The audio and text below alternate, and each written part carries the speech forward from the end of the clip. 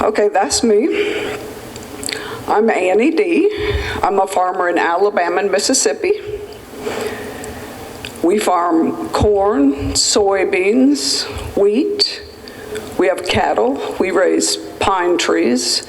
We have a sustainable, very diverse operation, as you will see as we go along. I'm a member of the United Soybean Board. I'm one of the directors.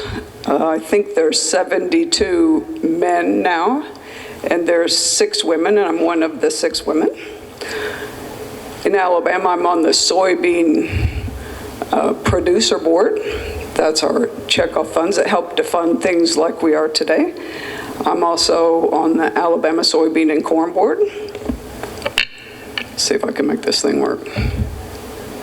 Did I do it? I did. Okay, I already said all that stuff.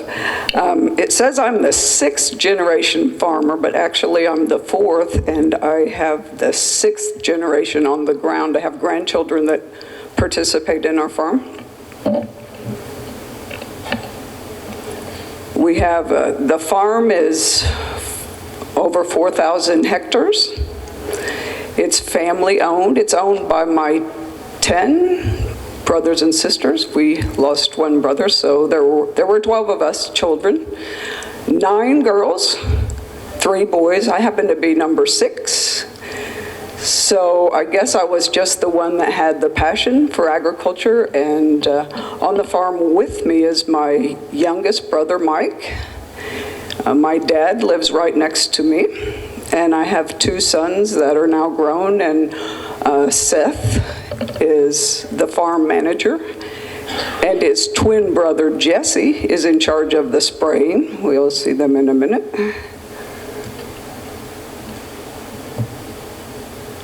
Okay, on the left is myself and my brother Mike.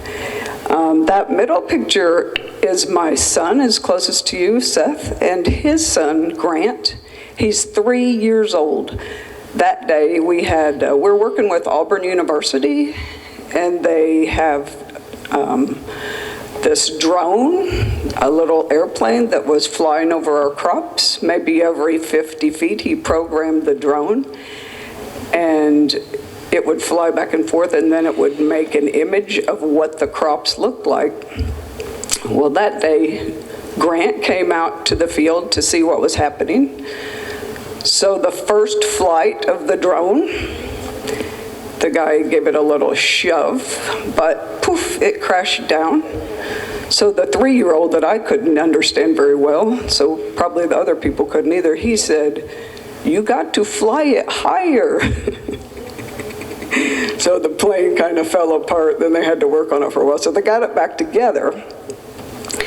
And then that picture is inside a trailer. There's a computer in there, and then there's also a large monitor up above. So Grant, the 3-year-old, he couldn't really see. He was down low and he couldn't see up over the table. So he reached under the table. He saw a cooler.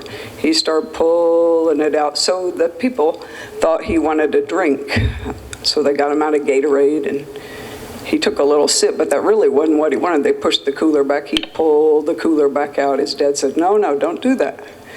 So he proceeded to do it anyway, and then he stepped up on the cooler so he could see. So he was very intent there, just looking. It showed where the drone was going. After the drone got up in there, you couldn't see it very well. So he was very intent on looking, and he said, "Down there, up there, down there."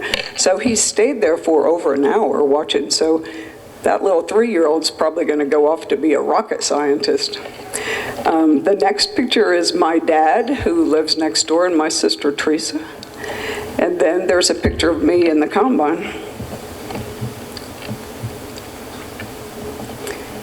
Here, the first picture is a picture of us planting maybe corn or soybeans into a cover crop. We plant a cover crop, and then it grows through the winter.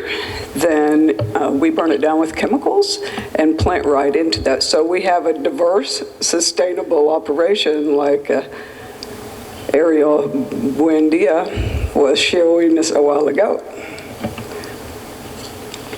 The next picture is a picture of our cattle. We have over 1,000 head of cattle, and we use horses to get them gathered up when we're going to work them. We work them at least 3 or 4 times a year. We give them vaccinations and try to keep them healthy and weigh them. And as they get older, the little calves, we sell them off. The next picture is our winter cover crop. That is a mix that you will like very much. We had rye, cereal rye, radish, turnip, rape, sorry I'm making a loud noise, clover, winter peas. So one question I asked you that we can talk later, I was very interested in what you were talking about, like the legume you were speaking of that would fix so much nitrogen, would it survive through the winter? We have fairly mild winters, but we do get some freezing temperatures, not intense freezing in Alabama, but we do get some freezing temperatures. I think there we have that particular day. What you see is we were picking those greens. There's turnip and radish greens and rape, those greens. The local people pick them and eat them either fresh or they cook them. We had lots of fields of these, and the people would drive by and say, "Annie, can I pick out of your garden?" Now you can see that's more than just a little garden, but I would say yes. So that's one of the things that we're doing to help feed the community. We did not harvest it. We, like I say, we burned it down to plant our corn and soybeans right into that.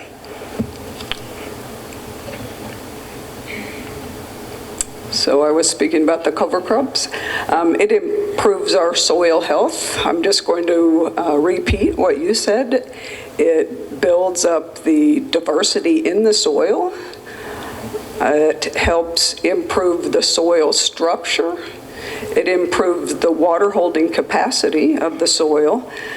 And it helps prevent erosion. So we've worked very hard for more than 20 years to really build the soil fertility up, like you were talking about, and it helps us not need as much commercial fertilizer and helps us have the top yields.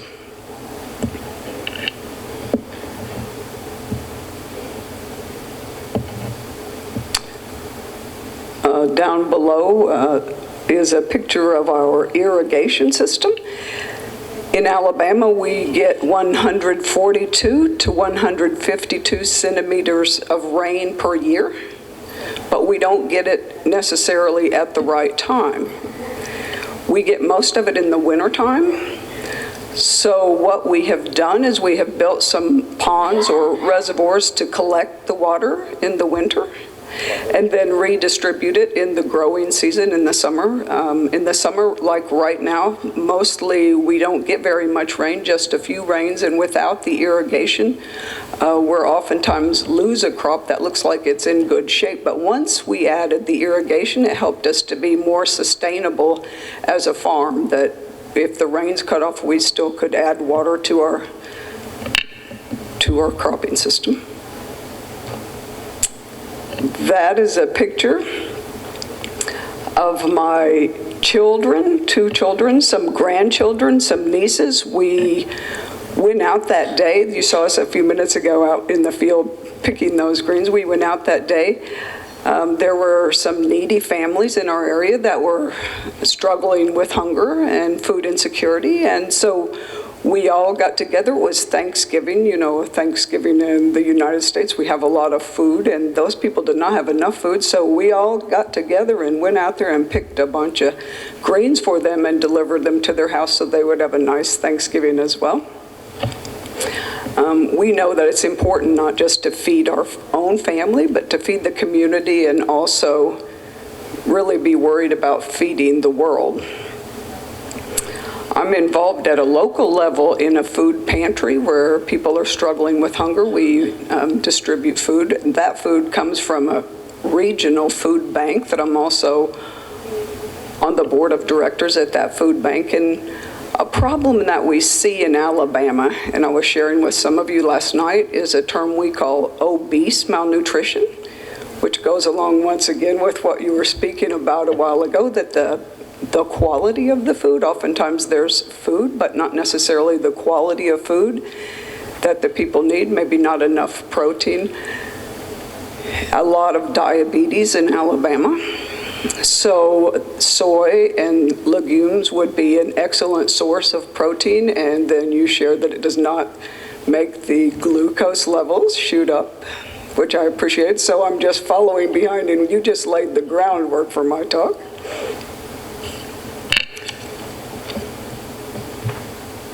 I want to thank you for inviting me. I feel honored and privileged to be here with you, and I look forward to talking with any and all of you as we have a chance. Thank you so much.